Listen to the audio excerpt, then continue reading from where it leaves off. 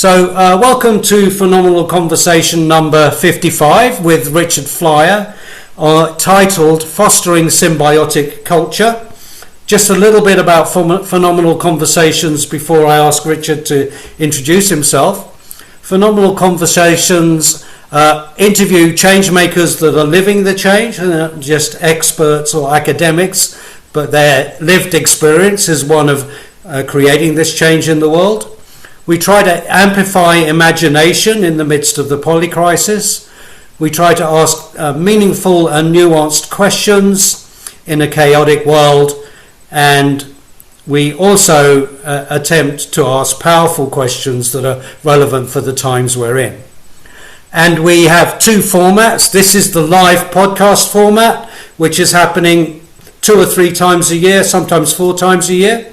And there's a one-on-one interview format that is happening a couple of times a month that I publish on the Phenomenal Conversations channel. You can find us on YouTube and Spotify.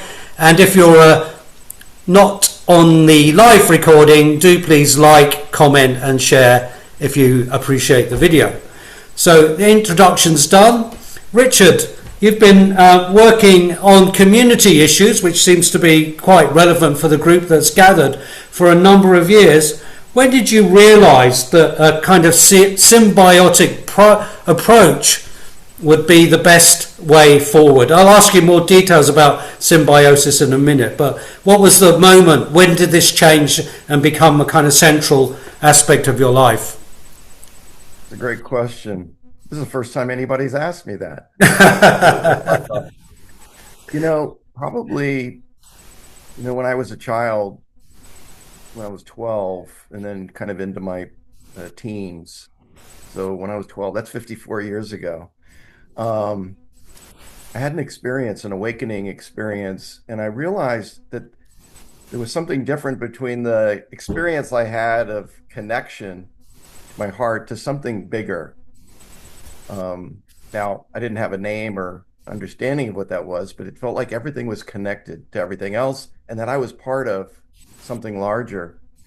And then over those kind of teen years, I started to see how society was organized. So we're talking back in the 70s that I was starting to sense this about a fragmented culture, not just in the United States, but worldwide. Yeah.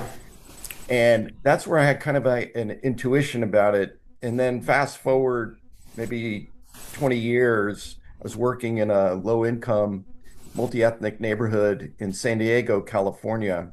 And the problem there was drug dealing, gang violence, like literally on the street. And at that time, the whole community in this neighborhood of maybe 50,000 people, they were fragmented into their different organizations, their ethnic and racial, economic identities. And that's when I realized that we can't solve the problems of like having 40 drug dealers on a street corner. We can't solve that in an approach that's siloed or separate.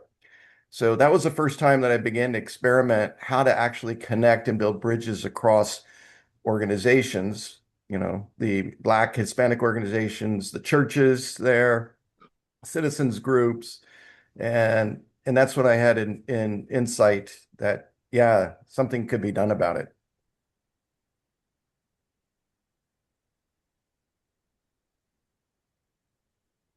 You're muted, Dave. You're muted, Dave. Thank you. Some of us may have come across symbiosis in biology in high school or later. Can you tell us how that applies to human systems and this vision of a symbiotic culture, and what that, somebody mentioned they're very aware we're in a kind of parasitic culture, as it were, at the moment. Beyond biology, what do you think that looks in human culture? Well, just to establish it, thank you for that, establish a baseline. So symbiosis could include parasitism. So I'm talking about the type of symbiosis that has to do with mutual benefit. It's called mutually beneficial symbiosis. So an example from nature would be the fungi relating to the roots of trees, where they're exchanging value truly, and that evolves over a huge period of time. So my background's in biology. Actually, I studied marine biology, pilot whales and dolphins. I got my master's in it. I did a lot in evolutionary biology. So in looking back at the history within evolution, there's one concept that I think relates the biological idea of symbiosis to the human societal one, and that is the term symbiogenesis. So symbiogenesis is the theory, I suppose, that was promoted that at some point, maybe 3.5 billion years ago, a variety of separate organisms, bacteria, started to associate together. But over a long period of time, they actually evolved into what we now know as multicellular life. So that's an example of the origin of symbiosis between species. So that same idea about symbiogenesis, about how separate organisms come together and through time develop a broader association, I apply it to culture. And that has to do primarily with building networks that expand beyond the silos that our culture has generated. These silos are actually part of a systemic political and economic system where it's beneficial for this developing, top-down system to have us divided into camps. So when you bring people together through intentional mutual benefit to accomplish a local community aim, like building local economy, local food systems, neighbors coming together, when you do that, you're building a higher order meta network. So where the parts to it, the organizations and leaders, when they come together, they're not giving up their self-interest. They're just becoming part of a larger organism. And I call that cultural symbiogenesis. And it's where intentional mutual benefit becomes conscious, where you consciously reach out to those that you're separate from. So a classic example would be the regenerative community, culture, and economy movements and, say, Christian churches.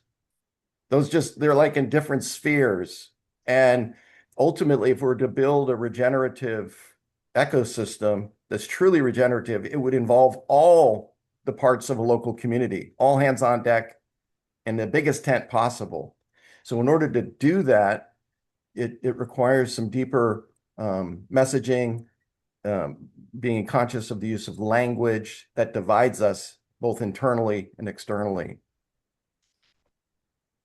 Well, I love the biological correlates you were describing there, and kind of this notion of cultural symbiogenesis.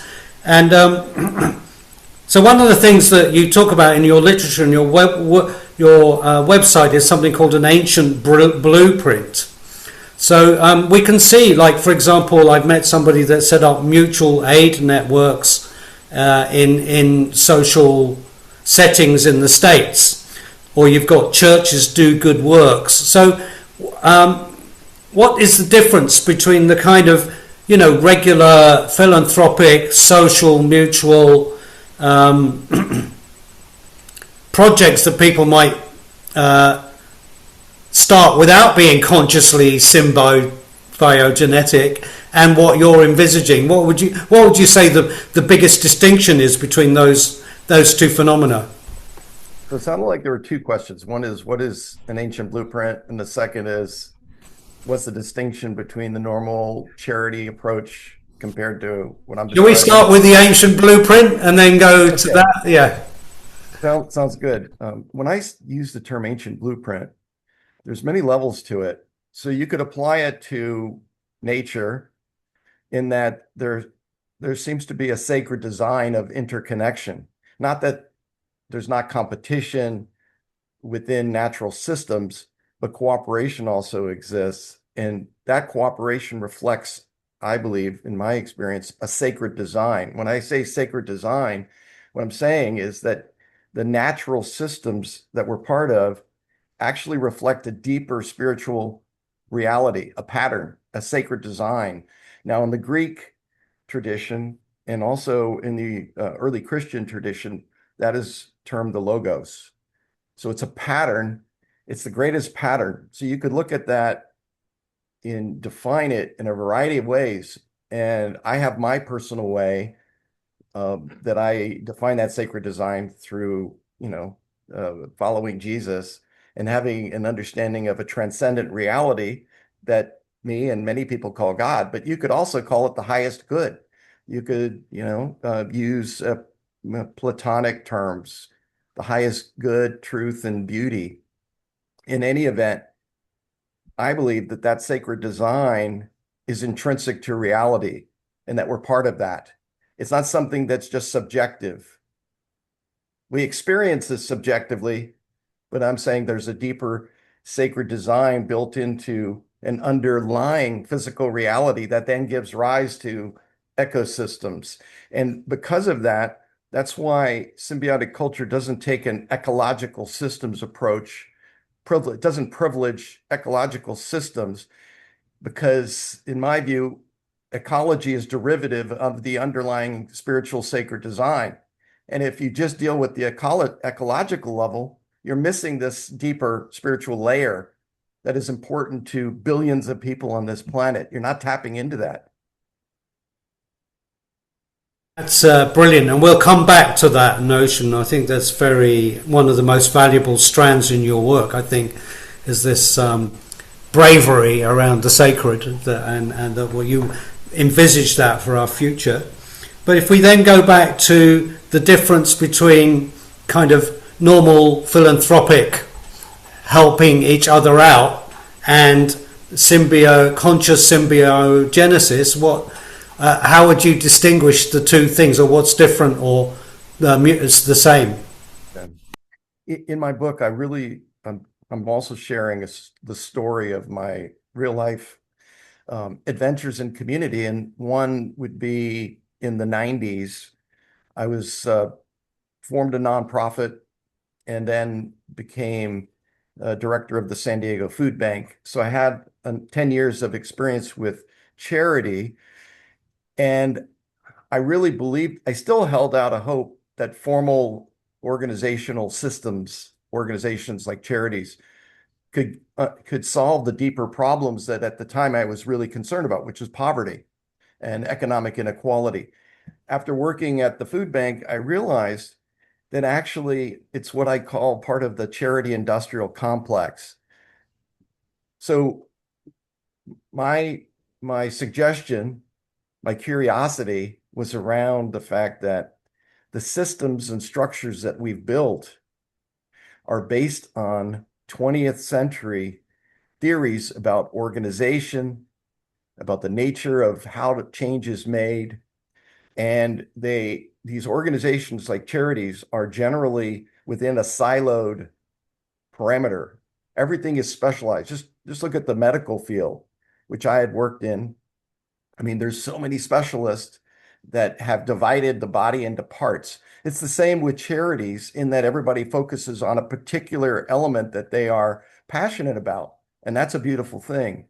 But ultimately, all charities, all organizations, all movements are still networked silos within a broader culture of separation.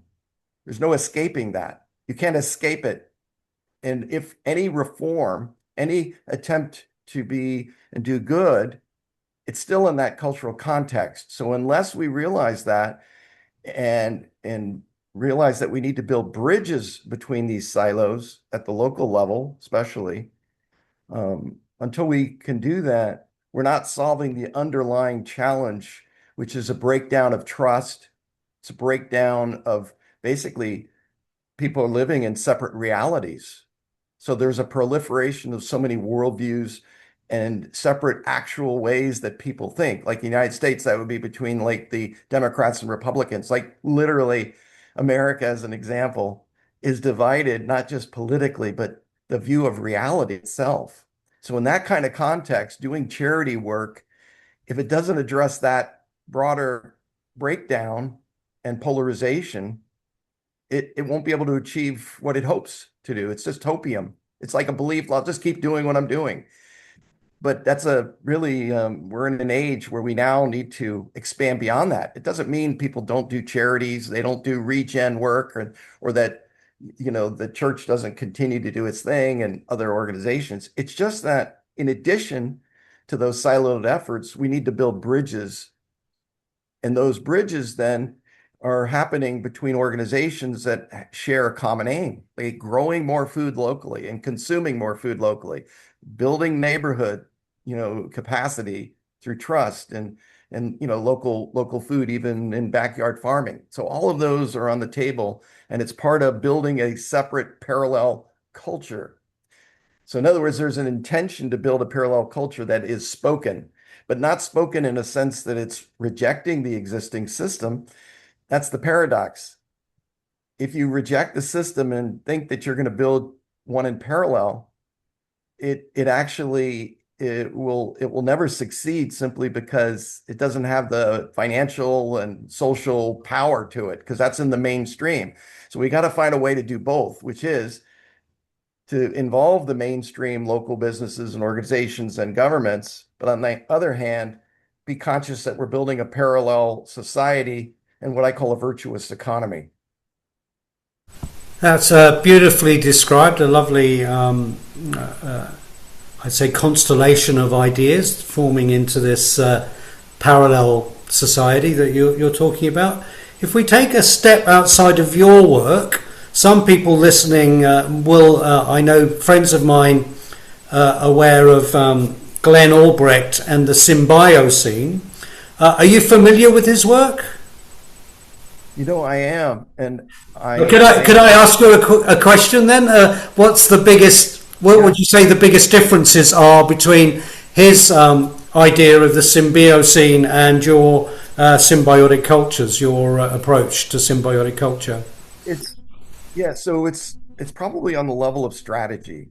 Okay. See, I just started talking about how ecological systems approaches and strategies that focus on ecological connection, that those are secondary or derivative to a deeper spiritual reality where people come together and trust and love one another.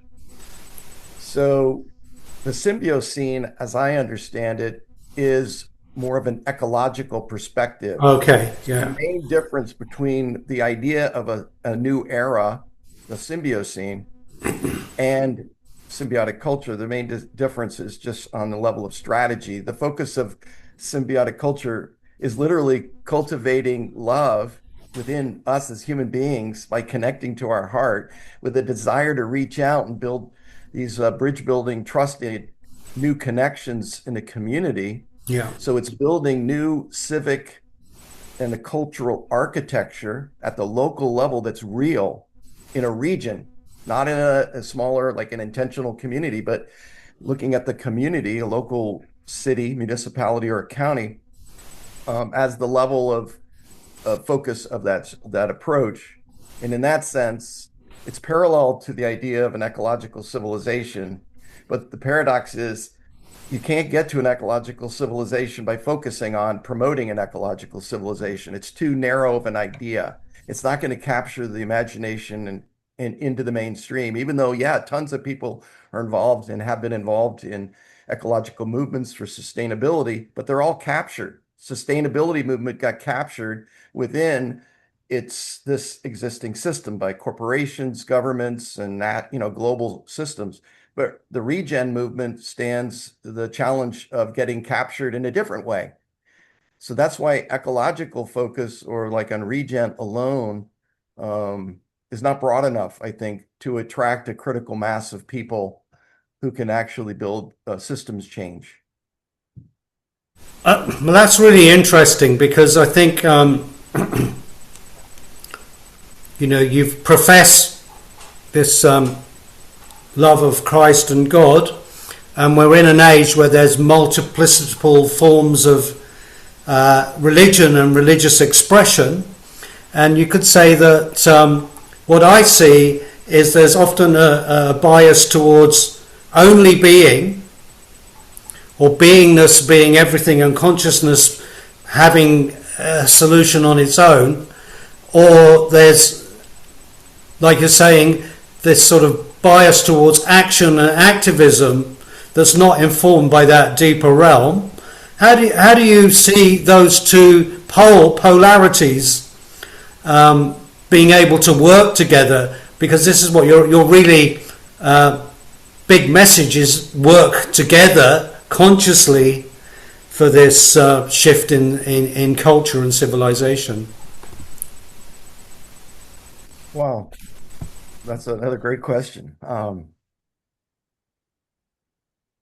I think the most powerful example of integrating what in the West we would call a private spirituality, either worshiping God or a non-religious spirituality, that is in the West, that is a distinct domain that's separate from community. So in other words, I call it, we've thrown the baby Jesus out with the bathwater. So in other words, we've thrown out the transcendent reality that's the foundational to Christianity and other religions, because we've been deconstructing Christianity because of the rightful thought about the damage that the organized body of Christianity, but all religions cause, but also all states, like, Stalinism, Mao, Hitler. So in other words, that's what humans do. So we don't want to like look at and throw out the beauty that's underneath, say, Christianity, because we're hurt by or wounded by the damage that it's done. We have to heal those wounds within us in order to want to build bridges with others. Like, how do we bring the church together with regen? This is an important strategy question. So along my path about 35 years ago, I encountered a movement called Sarvodaya in Sri Lanka. It's a Buddhist-based civic engagement movement. Today, they have more than 5,000 villages and towns that have themselves each built ecosystem networks of organizations, part of a national network. And what's distinct about it is a few things. One, they apply, in their perspective, what they call the four sublime abodes of Buddhism, including compassion, loving kindness, and equanimity and sympathetic joy.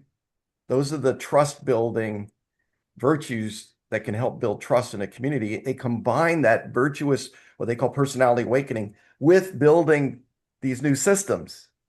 It's totally seamless, totally integrated, and probably so hard for the Western mind to actually relate to that.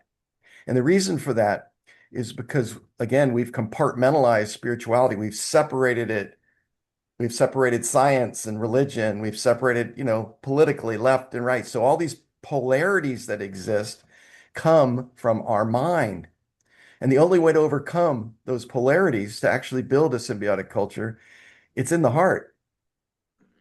And what I mean to be in the heart means that we have to become aware of how we have, in just the way civilization is, how we get captured by political and religious and other separating identities that we have. And we make that our whole reality. But the heart is something much deeper than that.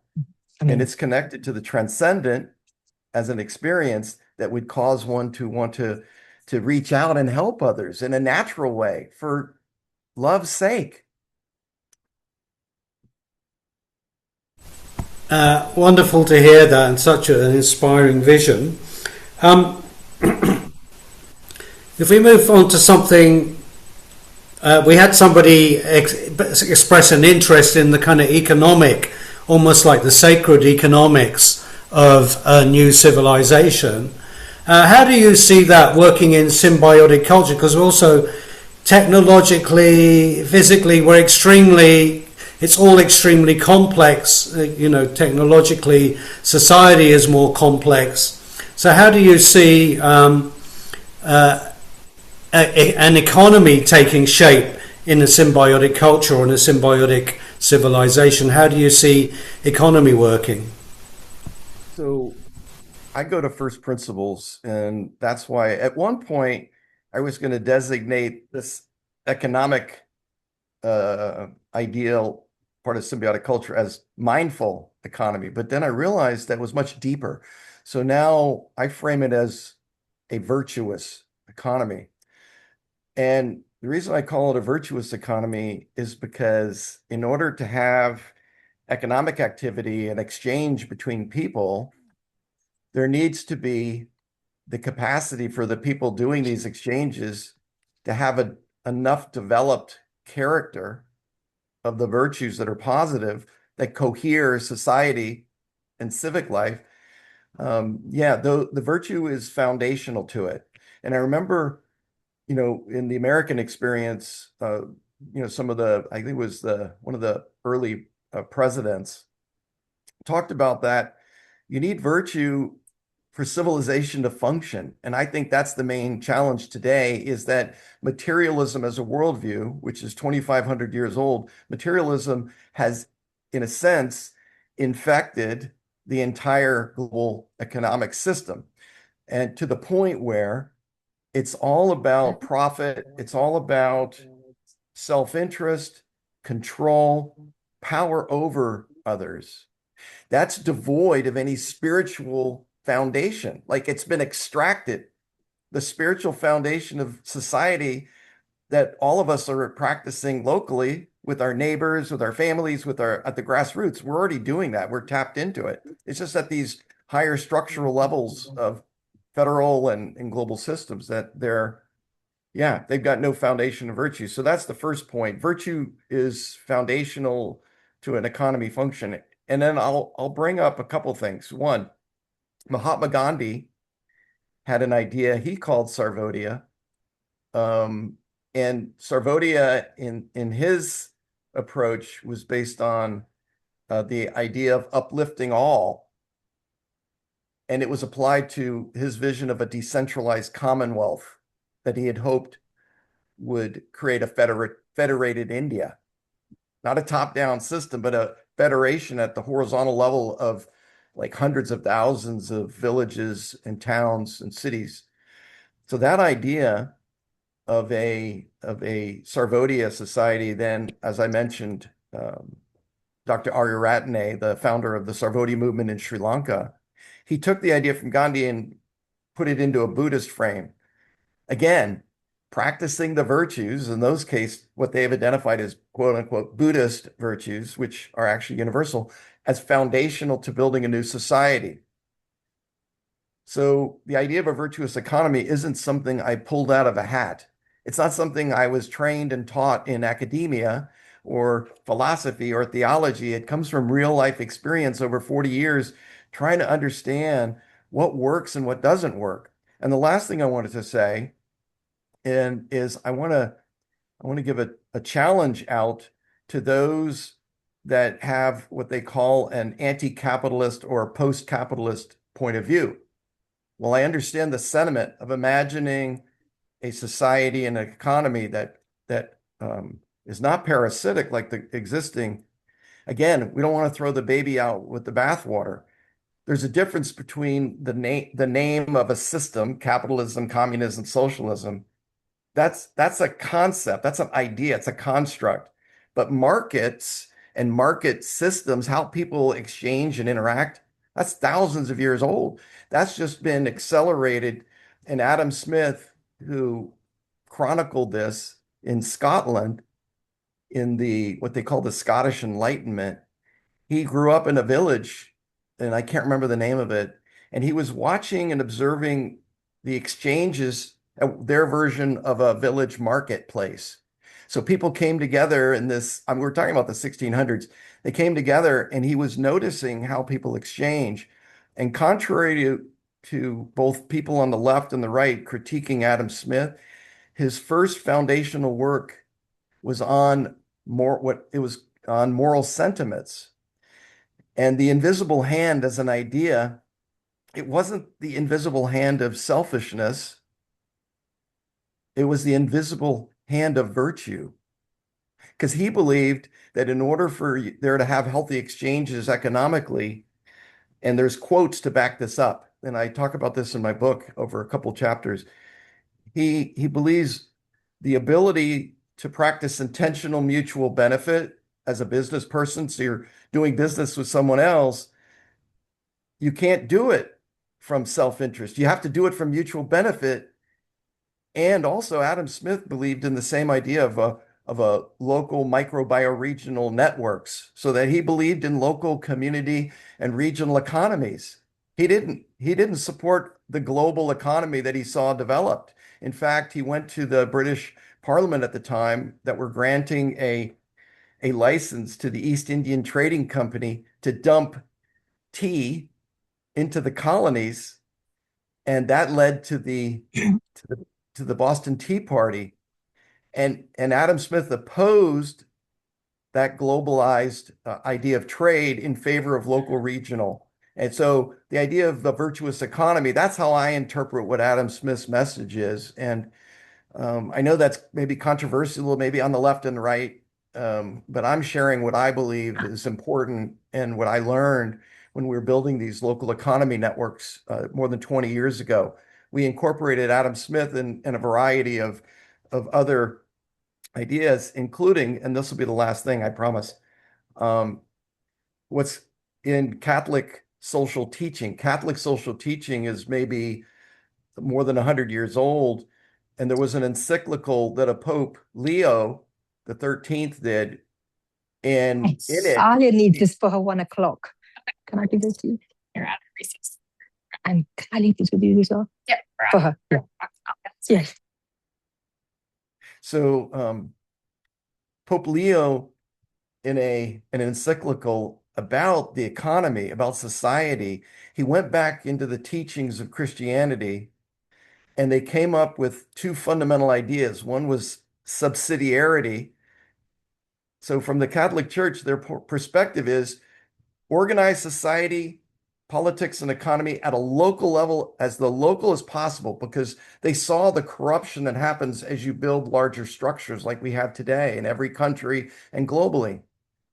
And the other aspect was called solidarity. So they go together. It was the natural experience that we have as we receive love from God to want to be in communion and build community with others. It's just natural. We don't have to be taught that. It's as instinctive as eating and drinking, having sex. This is part of our transcendent nature. So that's where virtuous economy, and those are the connections I'm making, and I'm distinguishing it from more technical solutions like donut economy, regenerative economy. I believe those are all derivative and secondary perspectives. They're not broad enough to be able to invite people in the mainstream to be part of this movement for change. It's a very narrow segment, and we've got to break through this. I love that recalibration of Adam Smith to the invisible hand of virtue, which is probably practically unknown today, but I love that. And also what I hear and what you're saying is this challenge in a way, and the way that you're expressing it is to have a big heart, is to have a bigger heart, to have a more inclusive heart, and be able to I say gracefully or whatever, navigate these differences and evoke this vision of the sacred that you're clearly bringing into view at the moment.